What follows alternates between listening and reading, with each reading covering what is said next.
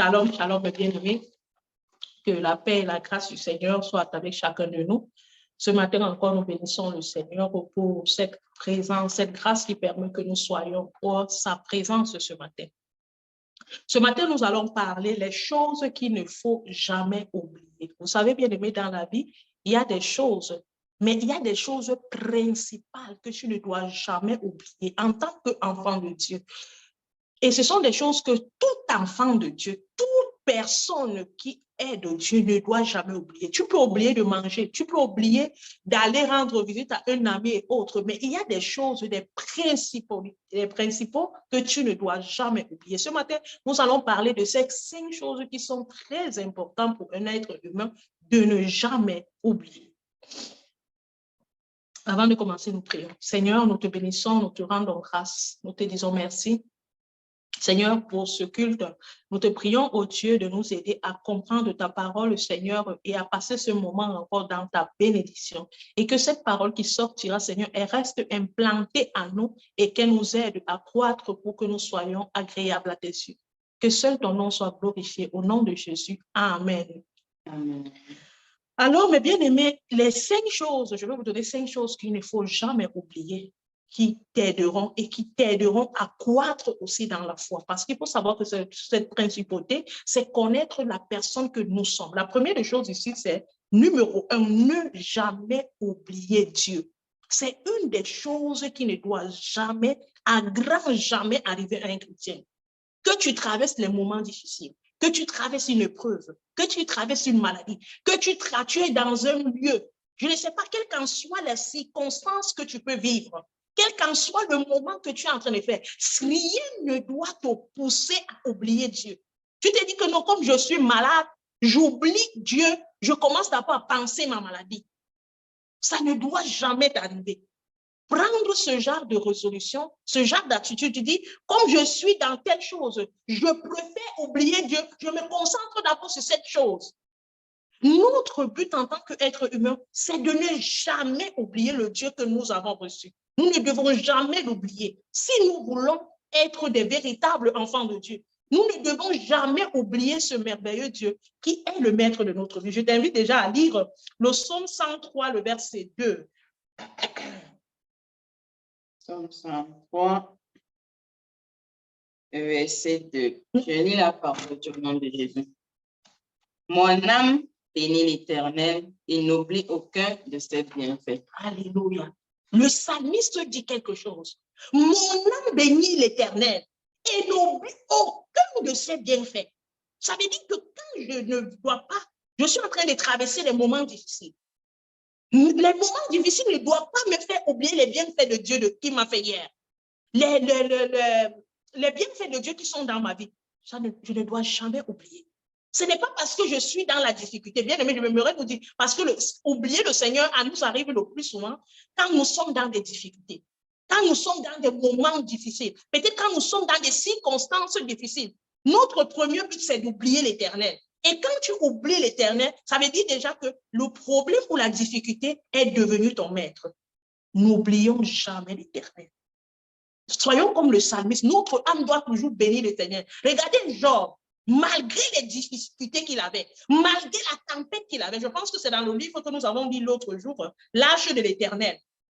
Et l'Arche de l'Éternel qui était dans notre Éternel. La Bible nous précise que le Élie qui était là-bas, je pense que c'était Élisée ou Élie, ce Élie, on a dit que ses enfants sont morts. Il n'a pas réagi. Mais quand on lui a dit, l'Arche de l'Éternel est tombée, il est tombé, s'est évanoui, il est mort. Imaginez-vous l'amour qu'il avait pour Dieu. L'amour de ses enfants ne lui est pas poussé d'oublier l'Arche de l'Éternel. Job, malgré les difficultés qu'il avait, il n'a pas oublié qui était l'Éternel. Ça doit être ton cas et moi ce matin. La première des choses qui ne doit jamais m'arriver, à grand jamais, d'oublier Dieu. La difficulté ou la situation ne me pousse pas à dire non, parce que c'est Dieu qui est notre bénédiction. Et c'est en lui que nous sommes enrichis. Ce n'est pas sur le problème, ce n'est pas sur la difficulté, ce n'est pas sur l'épreuve, ce n'est pas sur le travail. Alors que ça soit le travail, que ça soit le mariage, que ça soit, je ne sais pas quoi dans ce monde, rien de cela ne doit te faire oublier le Seigneur. On va lire le Proverbe 10, le verset 22. Proverbe 10, verset 22. Je lis la parole de Dieu au nom du sang de Jésus.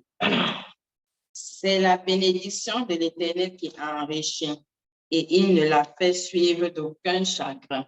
Amen. Amen. Nous ne devons jamais oublier, à grand jamais, que c'est Dieu est notre bénédiction. Parce que si nous oublions Dieu, nous avons oublié notre bénédiction. Nous avons oublié notre destin. Nous avons oublié tout ce qu'on peut être. Si tu as oublié Dieu, tu t'es fait toi-même oublier. Alors voilà pourquoi on ne doit jamais oublier Dieu. Tu dois faire violence à ton corps. Tu dois faire violence à l'épreuve que tu traverses pour mettre toujours Dieu au centre. La présence de Dieu ne doit pas quitter ta marche avec Dieu. Le deuxième point que nous allons passer ici, là, notre deuxième point principal, avant de passer au deuxième point, dis un peu Deutéronome 8, le verset 11. Deutéronome 8, le verset 11.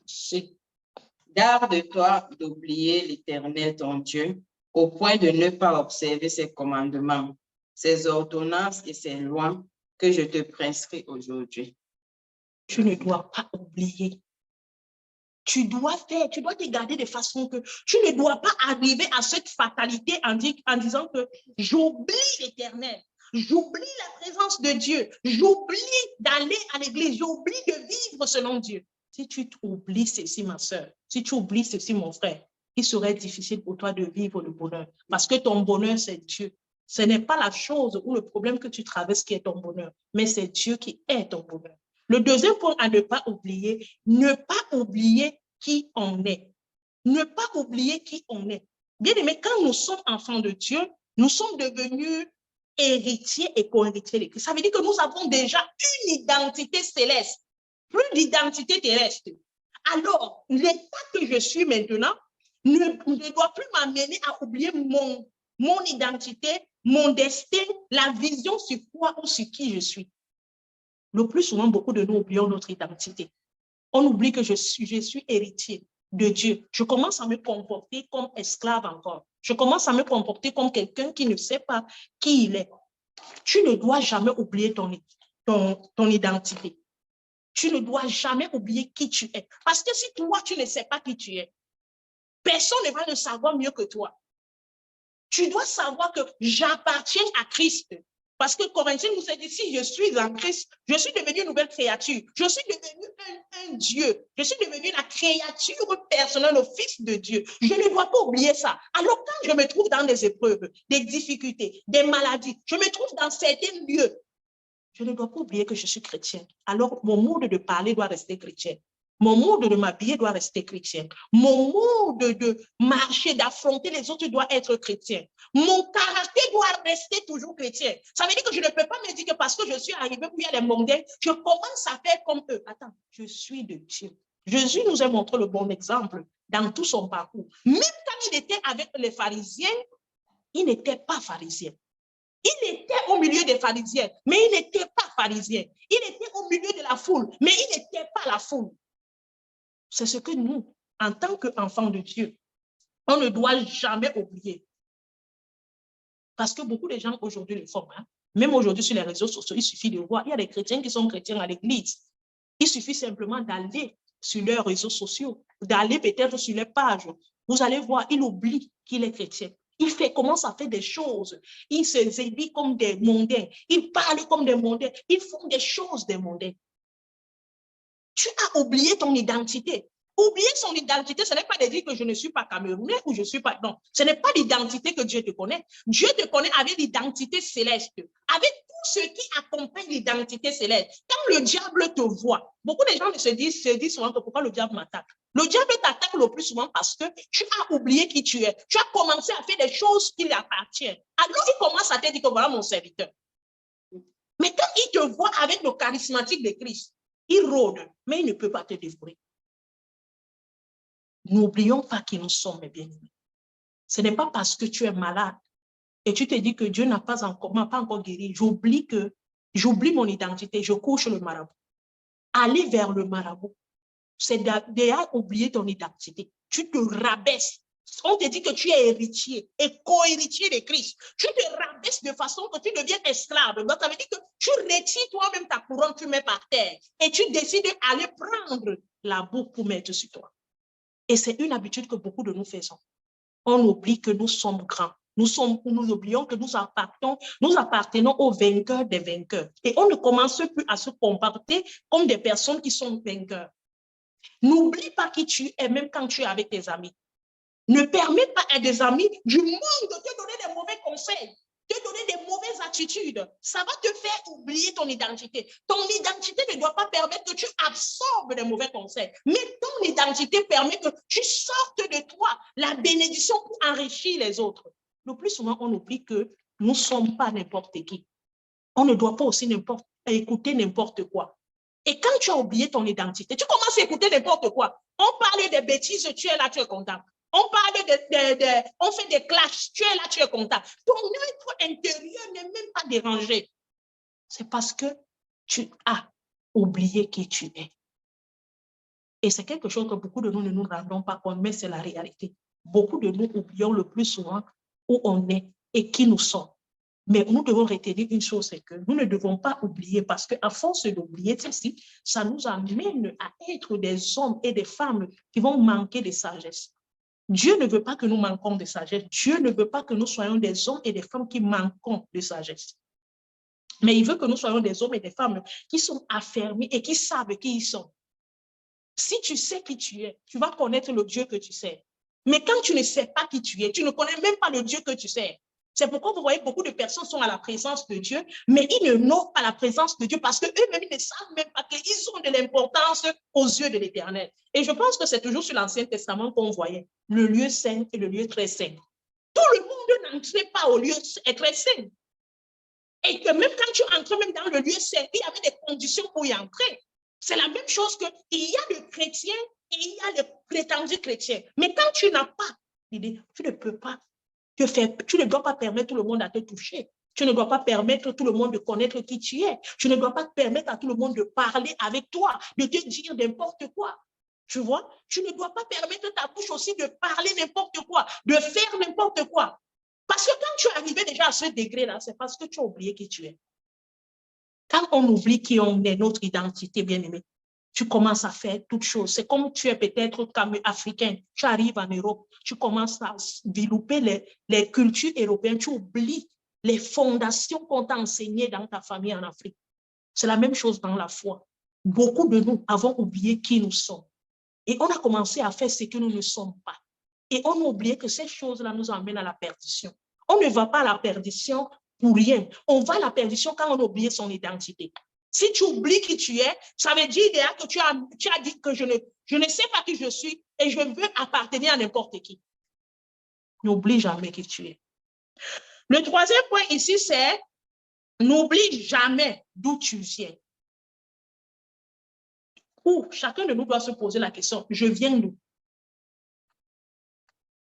Je viens d'où? Je viens du ciel, je viens de celui-là qui m'a engendré, qui nous a engendrés. C'est le Seigneur Jésus-Christ. Il nous a engendrés. Si je sais que je viens de Dieu, ça dit que même quand je ne suis pas dans pas un pas sans Dieu, même quand je ne suis pas avec les frères en Christ, je dois savoir que j'appartiens à Jésus. Je viens de Jésus, je viens de la part de Christ. Je ne dois pas oublier ça. Je ne viens pas dans ce monde comme ça. Je viens parce que je suis né de Dieu. Ça veut dire que quand je connais déjà où je viens, et je sais d'où je viens, où je viens là m'empêche de vivre comme j'ai trouvé dans ce lieu. Je viens d'où? Du royaume des cieux. Je viens d'où? D'une église, d'une assemblée où mon père, le maître de la parole, m'a dit que je ne vis pas comme ça, je ne fais pas. Alors un homme, une femme qui sait où il vient, il ne va plus pratiquer les choses. Ça veut dire que tu n'oublies pas, ne sais pas parce que tu as quitté l'Italie, tu es parti en Suisse, tu t'es dit que comme je m'avais fait les pratiques sataniques là-bas, tu as oublié que quand tu étais en Afrique ou bien tu étais en Italie, le Seigneur t'a enseigné que tu ne peux pas pratiquer. Tu t'es dit que quand tu te déplaces, tu vas dans un lieu, ça veut dire que là, tu peux pratiquer. Ça veut dire que tu as oublié où tu viens. Tu as oublié ce que ton maître t'a enseigné.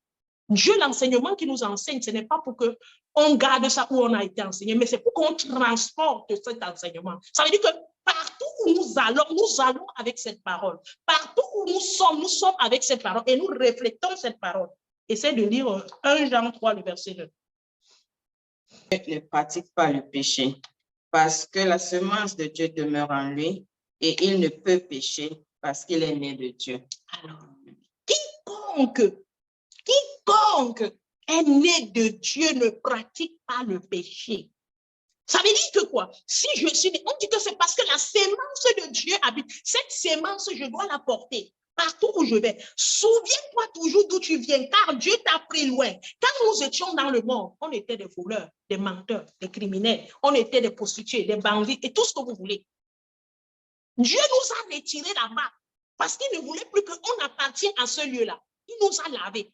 Mais si tu oublies que c'est ce Dieu qui t'a pris là-bas, il t'a lavé, il t'a donné une nouvelle identité, tu oublies. Ça veut dire que tu es en train d'oublier ta vie. Tu as oublié où tu viens. Ça veut dire que quand je suis comme ça, Dieu m'a lavé, il m'a purifié.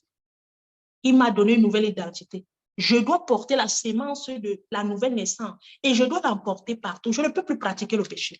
Je ne peux plus être ami avec le péché. Je ne peux plus soutenir le péché. Je ne peux plus dire au péché, oui péché, tu me plais.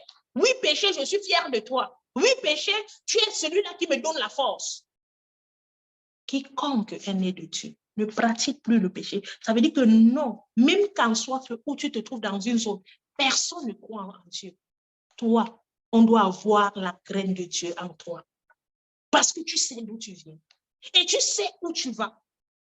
Tu ne dois pas permettre à quelqu'un d'éteindre cette graine-là en lui donnant l'opportunité de commencer à pratiquer ce qu'il pratique. Le numéro 4, excusez-moi. Parce que c'est trop long. On va passer du temps. Mais lis un peu. Lis aussi 1 Jean 5, s'il te plaît. 1 Jean 5, le verset 18, s'il te plaît. 1 Jean 5.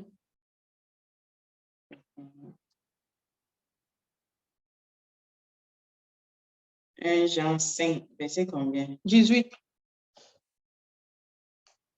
1 Jean 5, verset 18. Nous savons que quiconque est né de Dieu ne pêche point. Mais celui qui est né de Dieu se garde de lui-même et le malin ne le touche pas. Le verset 8 aussi. L'esprit, l'eau et le sang, et les trois sont d'accord. Le 5, le verset 8, c'est ça? Okay. Amen. Amen. Il ne se touche pas. Tu vois, quand on vient de quelque part, on est quitté de quelque part, on se garde lui-même du malin. On doit se garder du malin. On doit s'éloigner du malin. Parce que d'où je viens là, on m'a sorti déjà de ce malin. Je ne peux plus devenir ami de ce malin. Je ne peux plus être l'ami de la ruse. Parce qu'on m'a retiré de ça. Mon maître, mon père m'a retiré de ça.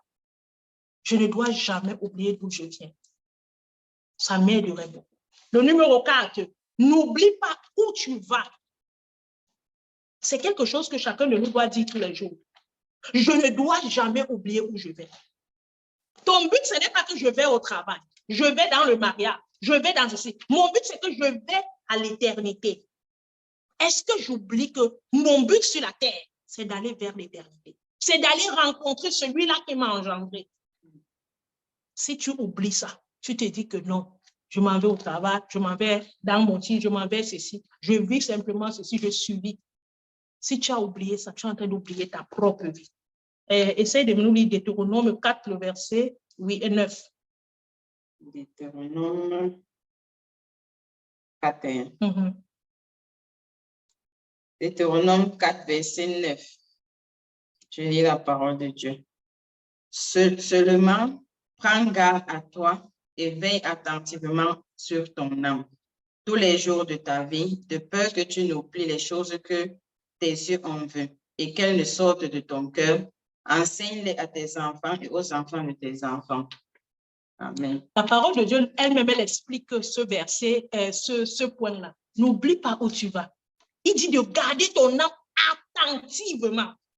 Si tu ne gardes pas ton âme attentivement, quelque chose va t'empêcher d'aller vers le chemin où tu allais. Aujourd'hui, nous voyons les distractions. Nous voyons des choses dans ce monde qui nous empêchent de savoir que notre but, c'est d'aller vers l'éternité. On commence à aller vers des titres, on commence à aller vers des richesses, on commence à aller vers des grandeurs. On oublie que notre but, c'est pour aller vers l'éternité. Il a dit de veiller attentivement sur ton âme. Il dit tous les jours de ta vie, de peur d'oublier ces choses que tu as apprises à tes yeux. De peur d'oublier ces choses-là. Si tu oublies ces choses, mon frère, ma soeur, toi-même, tu vas détruire ta propre vie. Veille attentivement sur ton âme. L'homme qui veille sur son âme, la femme qui veille sur son âme, c'est une personne qui ne va jamais oublier d'où il va. Bien aimé, notre âme est importante. Voilà pourquoi on lit le verset 8. Le verset 8 dit que quoi? La chair, l'eau et l'esprit qui sont comment divisés. La chose qui va nous amener à l'éternité, c'est notre âme. Si tu ne fais pas attention, quand tu entends qu'il a vendu son âme à la personne, pourquoi on ne dit pas qu'il a vendu son corps au diable? Pourquoi on dit toujours qu'il a vendu son âme au diable? Parce que l'âme est la capitalité de la personne. Si tu ne veilles pas sur ton âme, quelqu'un va te l'emporter à le chemin opposé que tu devais aller. Donc, alors n'oublie pas où tu vas. Rien ne doit te pousser d'oublier où tu vas. N'oublie pas les promesses de Dieu dans ta vie. N'oublie pas la destinée merveilleuse que Dieu t'a donnée. Dieu t'a appelé pour des promesses constructives et non destructives. Alors Dieu a planifié que tu vas regarder. Moi, ce que j'aime beaucoup avec Abraham, c'est ça. Quand Dieu lui dit va à Canaan, il ne s'est pas soucié de ce qui était à Charan. Il y avait beaucoup de belles choses. Il a grandi toute son enfance. Il y avait beaucoup de personnes qui connaissaient. Il est allé parce qu'il veillait sur son âme, pas sur sa chair. Parce que sa chair pouvait lui dire, regarde, ton père a laissé ceci, tu es héritier de ceci. Non, Abraham suivait où son âme va l'amener. Parce que c'est dans ton âme là qu'il y a les promesses. Si tu oublies où tu vas. Le problème, c'est que le papa d'Abraham avait oublié où il allait. Le papa d'Abraham, dans le départ, il devait aller à Canaan. Mais il s'est arrêté à Charan. Il s'est laissé emporter à Charan. Et la mort lui est frappée à Charan.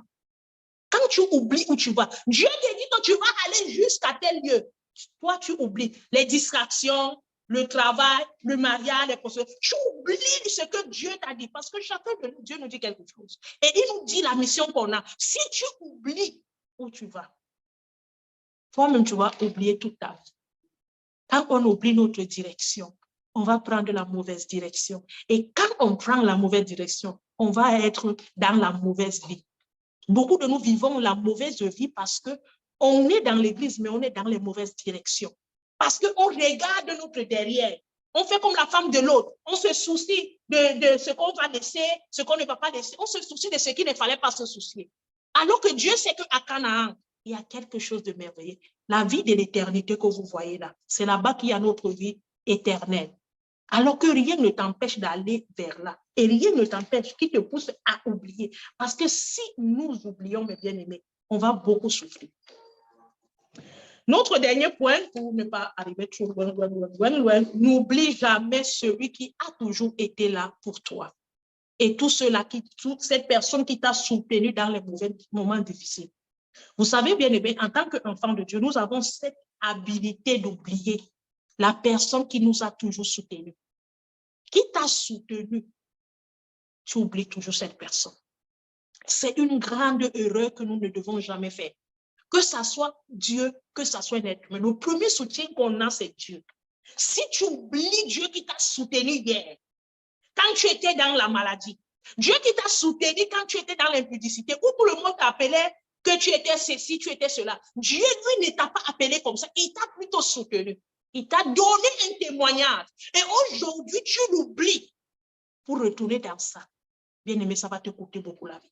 Et voilà pourquoi vous entendez beaucoup de personnes sont tristes. Pourquoi? Ils ont oublié le premier amour. Quand tu oublies le premier amour, mon frère, ma soeur, tu vas beaucoup souffrir.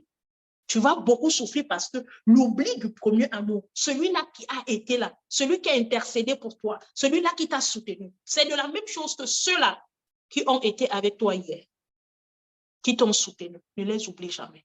Que ce soit Dieu, que ce soit les hommes, ne fais jamais cette erreur.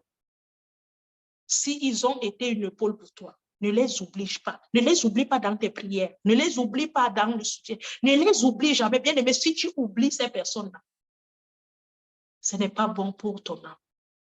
Mais la personne capitale que tu ne dois pas commencer à oublier, c'est Dieu qui t'a toujours soutenu. Toute ta famille t'a rejeté. Mais Dieu a été toujours fidèle. Tout le monde s'est moqué de toi. Mais Dieu a toujours été là. Dans tous tes moments difficiles, quand tu pleurais, celui qui te réconfortait, c'était lui. Mais si toi, tu l'oublies et tu retournes te consoler avec des hommes, la prochaine fois, tu vas souffrir de la souffrance des hommes parce que c'est nous qui engendrons notre souffrance. Et de mettre Dieu en priorité, on met plutôt un homme ou une chose des hommes en priorité. On a oublié des gens qui nous ont donné, des personnes qui nous ont donné des visions, des personnes qui ont été toujours avec nous pour nous faire ceci. On s'est dit qu'aujourd'hui, je suis bien, j'ai l'argent, je suis ceci, je ne parle plus avec la sœur Marthe. Elle, c'est qui? Elle, c'est quoi? Bien aimé, je vais te dire que tu ne vas pas rencontrer ceux que tu te réjouis aujourd'hui, le jour qu'ils vont te décevoir. Tu aurais besoin de sœur Marthe. Elle ne serait plus là pour toi.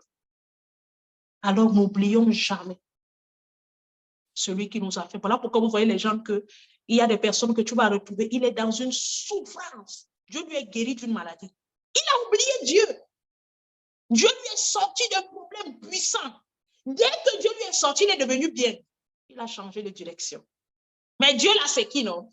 Il a oublié, il a recommencé à sa vie de yo-yo. Le jour qu'il retombe, Dieu l'oublie complètement. Vous voyez, la personne pleure, il souffre. Et toi, tu viens, tu dis, Seigneur, je te supplie de faire ceci. Moi, je vais vous dire quelque chose, mais c'est là m'est arrivé ici en Italie. Il y avait une sœur, je ne sais pas, je vais l'appeler une sœur, oui, une sœur italienne comme ça. Cette sœur-là, elle avait un problème de tumeur. Et on me disait souvent que non, elle a ce tumeur qui l'arrêtait souvent avec les crises. Mais je vous dis que mes bien-aimés, moi, l'histoire de cette fille-là, je ne connaissais pas l'histoire de cette fille. Je voyais la seule, elle souffrait. Alors, du coup, je dis, je vais prier pour elle. Et dit que ma soeur, vous savez, quand tu pries pour quelqu'un, non, tu pries, tu fermes les yeux comme ça, je priais au nom de Jésus. Je vois quelque chose sur mon visage comme ça, je dis, hey, c'est quoi ça? J'arrête de prier. Je referme les yeux et je vais prier, je dis que Seigneur, Dieu t'a déjà guéri, c'est bon comme ça. J'avais compris que Dieu ne veut pas qu'elle prie pour elle. Quand je rentre chez moi maintenant, je commence à méditer, mais pourquoi Dieu ne veut pas que je prie? Alors, qu'est-ce que je fais? J'appelle une sœur en Christ, je lui demande que la sœur là, c'est qui? Elle me dit que toi, tu veux prier pour la sœur. Ne prie pas pour la sœur. La sœur que tu vois là, elle fait pitié comme ça seulement parce qu'elle veut être guérie encore. Dès que Dieu va encore la guérir, elle va rentrer dans le monde. Laisse-la dans sa maladie. Ils me disent que la sœur a été guérie 2 fois. Quand elle a saboté l'église. Que les églises réveillées sont comme ça. Elle a saboté l'église. Elle a insulté. Dieu dit que c'est une secte. Aujourd'hui qu'elle est tombée malade, Dieu a mis à tout le monde qui va prier pour elle qu'elle va rester. Elle est dans le joug de la maladie. Vous savez, moi, c'est avec un jour donc maintenant qu'elle avait confessé, elle dit que non. Elle, même si elle est là, elle mérite ce qu'elle a. Elle dit que je comprends pourquoi Dieu ne voulait pas que je prie pour elle. Et bon, c'est toi-même. Tu as oublié le Dieu qui t'a fait du bien hier. Tu as commencé à le saboter. Elle est rentrée dans le monde. Elle a recommencé sa vie qu'elle faisait dans le monde. Et aujourd'hui, bien aimé, elle est à l'église, elle sert Dieu, mais elle ne peut pas avoir la guérison. Et personne ne peut prier pour elle. Je suis restée comme ça pour dire que vous voyez, quand tu oublies le premier amour et qu'il y a les retombées, ce n'est pas que Dieu est impossible de la guérir, mais Dieu a vu l'ingratitude qui est en elle. Si tu es ingrat avec Dieu, tu es ingrat avec les hommes, tu es le malheur de toi-même. Alors, ces 5 points que je donnais ce matin, nous devons les retenir. N'oublions pas Dieu. N'oublions pas d'où on vient. N'oublions pas d'où on va. N'oublions pas notre identité. Bien aimé, n'oublions pas ceux qui ont toujours été là pour nous. Que le Seigneur bénisse sa parole et qu'il vous bénisse. Amen. Amen, amen, amen. Sœur Dorette, tu vas prier. Seigneur, nous te bénissons, nous te rendons grâce et nous te disons merci, Seigneur, pour ta parole ce matin, Yahweh, pour tout ce que tu as pu faire pour nous encore ce matin, Papa. Tu nous as rassemblés, tu as permis que nous soyons encore à ta présence, Seigneur, pour écouter ta sainte parole qui vient, Papa, nous nourrir le corps, l'âme et l'esprit, Seigneur. Nous te disons merci pour cette parole, Yahweh, afin qu'elle continue toujours à nous fortifier, Papa, à nous faire, Papa, toujours demeurer, Yahweh, dans ta présence, afin que nous ne puissions nous éloigner de ta présence, Seigneur, parce que ce n'est que ça qui est notre quotidien. Papa, nous te bénissons encore pour nos frères et pour nos sœurs, papa, qui se sont connectés ce matin. Nous te bénissons pour ceux qui ne se sont pas connectés. Nous te bénissons, Seigneur, pour les chants, pour des louanges, Yahweh, et tout ce que nous t'avons demandé ce matin, papa, nous savons que tu feras au-delà de tout ce que nous t'avons demandé. Papa, et tu feras aussi au-delà de toutes nos supplications, papa. Voilà pourquoi nous te disons merci pour ta main forte, Yahweh, dans nos vies. Merci pour ta présence dans nos vies, Seigneur. Papa, nous te demandons, Seigneur, que seule ta gloire se manifeste toujours dans nos vies, comme notre vie et notre espoir demeurent entre tes mains. Papa, entre tes mains, nous nous confions, entre tes mains, nous nous abandonnons. Papa, c'est dans le nom puissant et précieux de notre Seigneur Jésus-Christ, Père, que nous venons, Yahweh, te remettre toutes nos supplications. Amen.